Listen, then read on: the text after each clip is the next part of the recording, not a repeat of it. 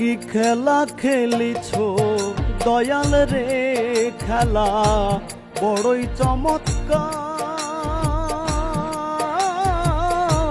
না পাকে মানুষ বানাইয়া, না পাকে মানুষ বানাইয়া বসাইছ বাজার রে। কি খেলা খেলিছ দয়াল রে।